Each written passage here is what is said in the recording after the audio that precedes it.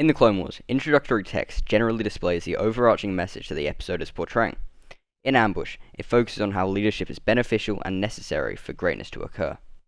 Here we see Rising Malevolence, Duel of the Droids, Bombad Jedi, Jedi Crash, Storm over Ryloth, and the Clone Wars movie.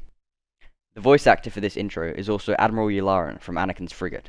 Master Yoda travels to secret negotiations on a remote neutral moon. King Katunko represents neutrality in this war, and his telescope shifts between green and red, the Republic and the Separatists respectively. Greetings, King Katunko. From the shadows, Ventress arrives, and like most people who avoided the 2008 movie, the King questions her identity.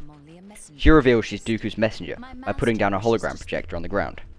Although the hologram projector is below Katunko, Dooku enlarges to dominate the frame, and is far bigger than Katunko himself. This directly contrasts with Yoda, who appears much smaller in his hologram. Dooku and Yoda's size symbolize the changes of choosing side.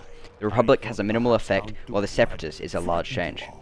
In this frigate, there are two clone pilots with yellow helmet markings, this omnipresent guy called Ben, Grandmaster Yoda, Lieutenant Thaya, Jek, and Rice, who are all shock troopers. As their transmissions are jammed, we reach this scene where this tiny Republic frigate moves in between two planets that are miles bigger than it. This serves to symbolize that the Republic, despite their size and being the political powerhouse of the world, are not big enough to control everywhere.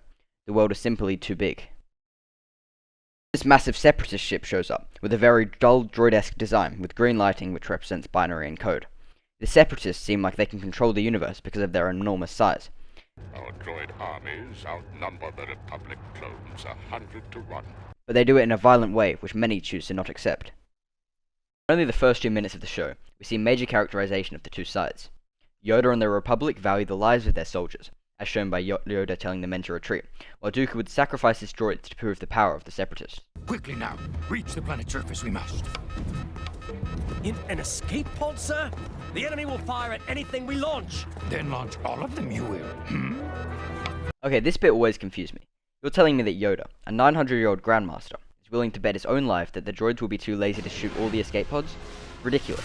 And they blow up all the ones but Yoda is in, and he only lives because the droids have stormtrooper aim. Seems a bit far-fetched to me. Hang on. Almost. What a terrible shot. Ah, well.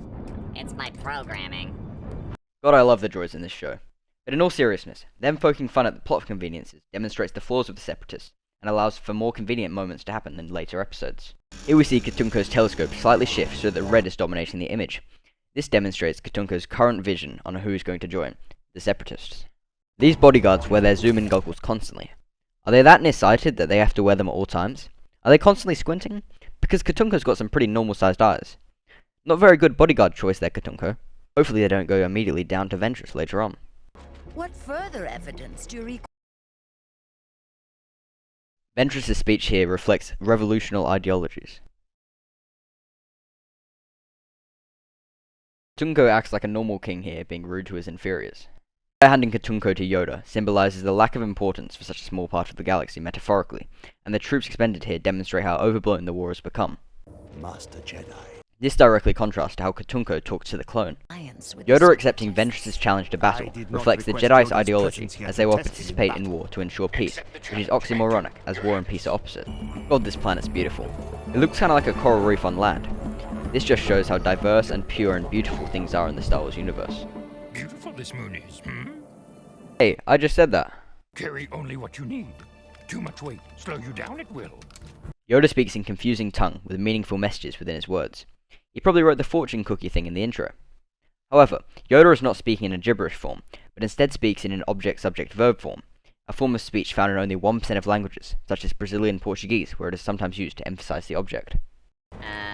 What does he look like?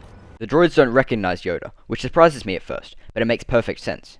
They are bred for war, not caring who they hurt in the process of achieving a goal set in their programming. They have no need to know their enemy's name because, well, they don't care. Small, huh? This is a parallelism for the war from both sides, which is why this war is so intriguing.